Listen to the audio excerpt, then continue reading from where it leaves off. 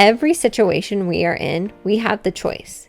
You can focus on what you like about that situation, or you can focus on what you don't like about that situation. And when you focus on the things you don't like about that situation, you are feeding that energy. You are feeding that mental story in your brain.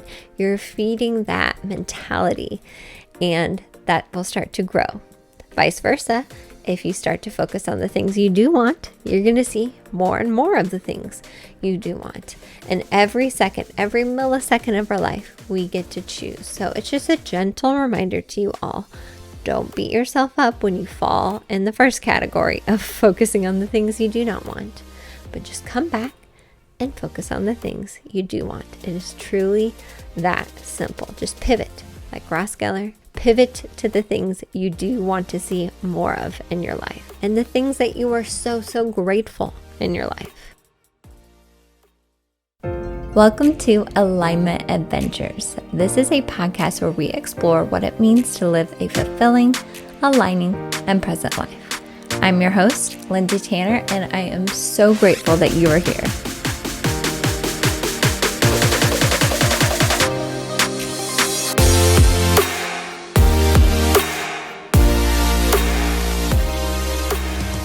Hello, my loves, and welcome back to Alignment Adventures. I am so grateful and excited that you are here with me today. I am back to doing some fall-themed episodes, and this idea came to me as I was, just trying to tune into what felt good to share this week. Like I mentioned last week, I did the same thing. That was a little bit of a heavier topic, but also so necessary. So if you haven't listened to last week's episode about how we can create our future, go back and listen to that. But today I want to talk about how you can fall in love with your life. So see the play on words there. And it feels so important, along with what we talked about last week. But if we're not enjoying our lives, I know things seem heavy sometimes, but if we're not enjoying our lives, what are we doing? It just seems like, I don't want to say a waste to be here, because I know a lot of us are here to do some really incredible, powerful, world-changing things. And I think we can enjoy our life along the way. Are we going to enjoy it all the time? Are we going to be in love with it every single second? No, we have contrast, we have polarity, we have ups and downs, and that is okay. But you can fall in love with so many aspects of your life. And this is actually one of my mantras in the morning when I wake up. If you guys have watched some of my YouTube channels, I show it. I pretty much have had a similar morning routine for the past few years. But a big part of that is just listing out my intentions, my mantras, my even soul statements, you could say, like Corey Folsom talked about a few episodes ago. It's just things that I want to put out into the universe and that I don't want to forget during the day. So sometimes I'll write them out and then I'll stop and breathe and embody that feeling. But one of them is, actually it's the last one I say every single day, is that I am so in love with this life. And I just want to remember that every single day. I don't take anything for granted. I try not to take anything for granted. Again, I'm human. Things happen. But I'm just so grateful and so in love with so many facets of my life, from my family to my son to my husband to things that are manifesting in my reality. So beyond grateful.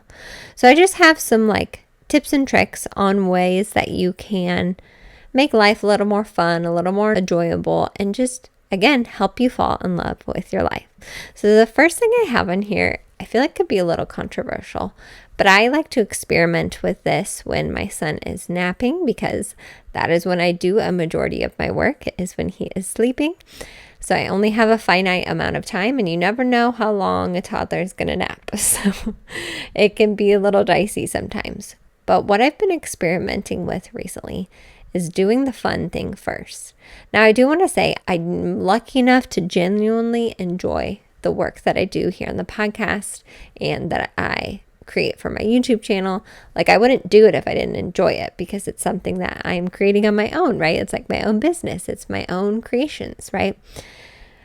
But something that really helps me get into alignment is maybe to watch a fun little YouTube clip first, or maybe to put on the new NSYNC song and dance a little bit first. Like, do something fun first to get me in that fun, playful energy. Kind of helps me release some of the time scarcity I can fall into during that nap time of like, okay, I only have so much time. I've got to do this, this, and this, A lot of us can feel that a lot of the time. It helps me release that mentality and just let that 2 hours, hour and a half, however long it is, flow. And I've noticed that when I do that, when I'm able to do that, we can't do it all the time, or maybe you can. If you can do it all the time, do the fun thing first. Don't get stuck there. Don't end up binge watching a whole series instead of doing the thing you need to, unless that truly feels aligning. But experiment with this and see what type of energy you bring to the thing afterwards. This is back to OG episode 1 alignment list, right? Refresh your alignment list if you need to, or get it out of the cupboard if it's been buried in your phone or buried somewhere in your awareness. Get out the alignment list. That is such a beautiful place to start when you don't know what to do with your time, instead of just scrolling on your phone, instead of just doing something habitual. Do something that truly brings you so much joy first, and then go tackle your to-do list. The next thing I want to bring up, and this is a common theme that I have seen on social media, but that's just romanticizing your life. I think there's nothing wrong with this. And again, this is something you can be playful with. All of these things, be playful with. Everything that I talk about on here, be curious, question, and playful with. It's not like the law, right? These are just things that help me, and I share them with you to help you.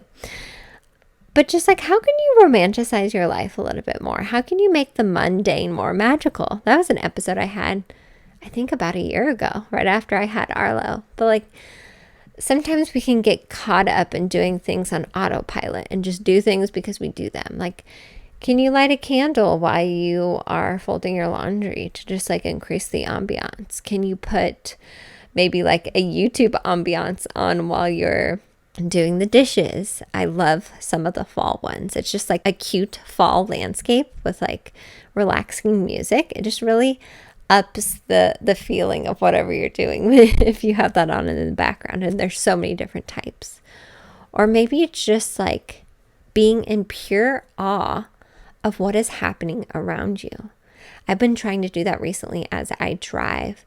The leaves are changing. It is truly so beautiful. It's the first time I've seen a full fall in years and years and years, and I'm just soaking up every moment. I'm in awe of nature right now, and even we've been going on hikes here and there in Missouri. It's so beautiful going to the state parks, which go check out my YouTube channel. I've had some really fun fall content up there. I talk about some witchy habits that I have been doing recently, and I have a fall day trip that we did. If you just want a fall ambiance, again, go and check those out. But when we're out in nature, I'm just in awe of what is happening with the trees.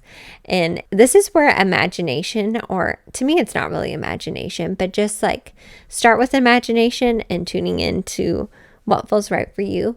But every time we're outside and I see something in the sun, or glitter coming off of a spider web, or just it looks like little bugs in the air, I'm always the fairies are here. The fairies live in the forest to me. That just makes total sense. If you listen to the Things I'm Scared to Tell You episode, you know how weird I am. Quote unquote weird, right? Weird to some people. But I totally believe in fairies. And of course they live in the forest. They are there to help protect nature. And they just live in a different realm, a different universe, a parallel universe to us that we can perceive through our heart and through our third eye. So when you're out in nature, just romanticize it that way by seeing the fairies and maybe other elementals out there, or just truly being in awe of nature and the changing leaves if that is happening near you. Again, with this, falling in love with your life is a lot of just having fun, and a lot of that is connected to your inner child. So let him or her out more. Let your inner child out more, and let that imagination muscle start to grow again. Start to exercise that imagination muscle, because I think imagination is more than just imaginary, which I know that's the word. It's not fake to me. We are creators of our reality. I've said that in every single episode this year probably. And with your imagination, you're help creating that reality for yourself. So just have some fun with it. Whether you're outside or doing chores or doing something mundane, how can you romanticize that activity just a little bit more? Okay, this next one kind of goes along with the last point, but just creating an ambiance, like whether that is lighting a candle or putting on music, like putting on a fun playlist. One of my favorite things to do recently is to curate a playlist to a mood. So I have a fall playlist, I have a Halloween playlist, I have a witchy playlist, I have a boss a bitch playlist, I have a summer solstice playlist. I have all different kinds of playlists. If you guys are interested in me sharing them with you, let me know and maybe I can figure out a way to do that. I don't know if I can share like my whole Spotify, but maybe like specific playlists with you all. So just how can you create like the ambiance and the feeling of a certain situation? And a lot of times that can be with something as simple as music. Now, this next one we've talked about a lot. It reminds me of the episode I did on the Abraham Hicks book that I just read, Ask and It Is Given. But we need this reminder a lot. I know I need this reminder a lot. And this is how you fall in love with your life. This is how you create a life that you're just obsessed with and love so much. Focusing on the things you want rather than the things you do not want. Every situation we are in, we have the choice. You can focus on what you like about that situation, or you can focus on what you don't like about that situation. And when you focus on the things you don't like about that situation, you are feeding that energy. You are feeding that mental story in your brain. You're feeding that mentality, and that will start to grow. Vice versa. If you start to focus on the things you do want, you're going to see more and more of the things you do want. And every second, every millisecond of our life, we get to choose. So it's just a gentle reminder to you all. Don't beat yourself up when you fall in the first category of focusing on the things you do not want, but just come back and focus on the things you do want. It is truly that simple. Just pivot, like Ross Geller. Pivot to the things you do want to see more of in your life and the things that you are so grateful in your life. Now, my next tip for falling in love with your life is seeing the challenges and the hardships and the hard times as the beautiful lessons and reroutes that they are. Now, this is a personal belief, but I don't think these hard situations come up just to make you miserable. As many people have mentioned, we are in Earth School, and things come to us to teach us lessons, to help us grow, to help us evolve. So viewing it through that lens, through your pure awareness, just helps you see what is the lesson here? Where is the growth here? Again, going back to the last point, how can I focus on what I do want rather than what I don't want from this challenge? And something I mentioned in last week's episode is that acronym for fear, false evidence appearing real.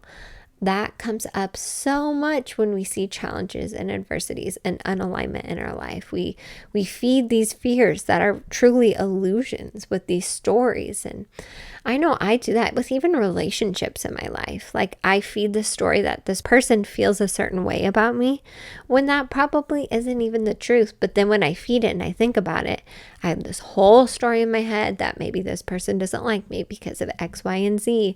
And then I just see more evidence of that when I interact with this person, when that's not even the truth necessarily, right? I could switch it the other way and start to think, oh, this person loves me for who I am and accepts me and doesn't judge me. And I'm going to see more of that. So I feel like that's an interesting example for this one, but just any challenges you see in your life, how can you reframe them or see them from a higher perspective, from a bird's eye view? Like hindsight is 20/20, they say, right?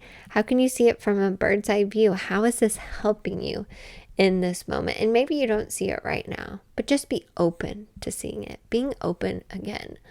Oh, I sound like a Brecken record, I know, but like being open and curious is so powerful. Question the thing happening to you. If you're in a hard time and you don't feel like you can fall in love with your life right now, question what is happening to you. Just try to see it from all different perspectives.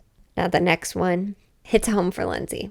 For some reason, she still has this one hanging around, but she's very aware of it, but doing things guilt-free. Guilt comes up for me so often. And I think it does have a purpose to a degree, but also it kind of is illusionary as well. Like, I think the root of guilt is to help us realize that like we are all connected and what I do affects everyone around me. Like, it kind of brings me back to that truth of that I am connected to everyone and that what I do is important, just like what you guys do is important.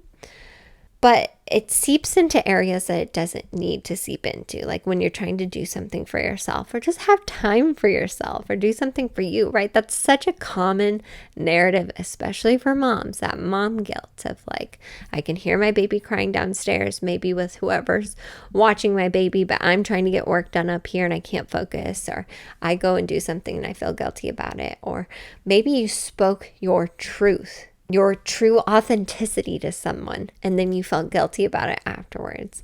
I know I do that a lot. Like, I'll speak my mind and then I'll like question it afterwards or feel guilty and be like, oh, I shouldn't have done that. If it is coming from your truth, from alignment, from your intuition, trust it and just be aware of that guilt. Again, I think it has a purpose in certain aspects to remind us that we're all connected. But that sneaky guilt just sneaks into areas it doesn't need to sneak into. So just bringing some awareness to that and breathing and feeling where you feel that guilt in your body and just like breathing into that area and releasing it. That's something I do in internal guidance sessions a lot, is so useful. So just being aware, breathing into it and releasing that guilt so you can truly fall in love with your life. And remember, when you do something that truly aligns with you, it benefits every single person out there. I promise you that. That is my truth, and I believe it is all of our truths. When you do something that aligns with you, everyone benefits. Now, the last tip I have on here for falling in love with your life is foundational. It is the crucible of the purpose of this podcast. But it is a reminder that the present moment is always the way. The present moment is always exactly where you need to be, and it is always the way to true love, connection, fulfillment, and alignment. Always, always, always. There's nothing you can do that's going to make the future better than the now.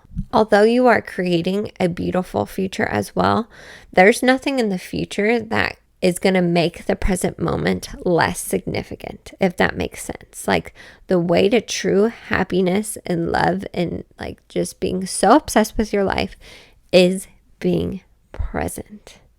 And we're going to fall out of that presence probably for the rest of our lives, but we just keep coming back. We just keep coming back. We just keep coming back. Now, another quote from the book I've been reading, again, it's called From Illusion to Enlightenment by Michael Rhodes. He said, you can't think your way into the present moment, but you can think your way out of it. So what he means by that is that we think and we think and we think, and that takes us out of the present moment. Thinking isn't going to bring you back to presence. Being is going to bring you back to presence. Stopping, breathing, being in your body, tuning into your senses, tuning into your internal guidance. That is true presence. Being grateful for what you have right in front of you right now.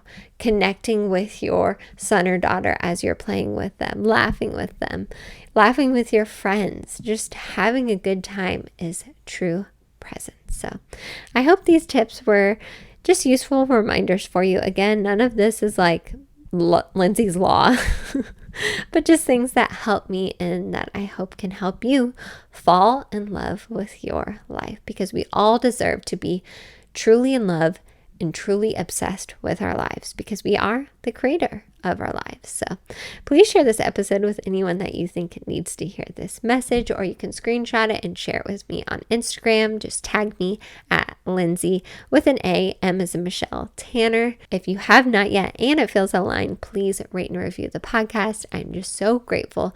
Anytime you listen to a podcast, anytime you review or you watch a YouTube video or you like a YouTube video, any of those tiny actions help what I'm trying to do here so much. So I'm sending you so much gratitude for that. So if you are new here, please subscribe because we have new episodes every Monday. I do have some fun and aligning and expansive interviews lined up. We haven't done an interview in a while, and I'm still going to continue some fall themed episodes because that just brings me so much joy. And I'm also doing so much fall stuff on the YouTube channel if you haven't checked that out yet. Which also, if you didn't know, Alignment Adventures also has its own YouTube channel. I realized the other day I was listening to a podcast that Spotify, you can now either watch the video of the podcast or tune into the audio. So I'm going to try to figure that out. If you're listening on Spotify, you can also watch it, or you can just go directly to YouTube and watch it there. I don't have visuals for my solo episodes because I just record the audio. I'm just sitting here in sweatpants and my mom outfit. But for interviews, I do have the video of us talking if you enjoy that. So with all that being said, I'm sending you all so much love, all the highest vibes, and of course, I will see you in the next episode of Alignment Adventures.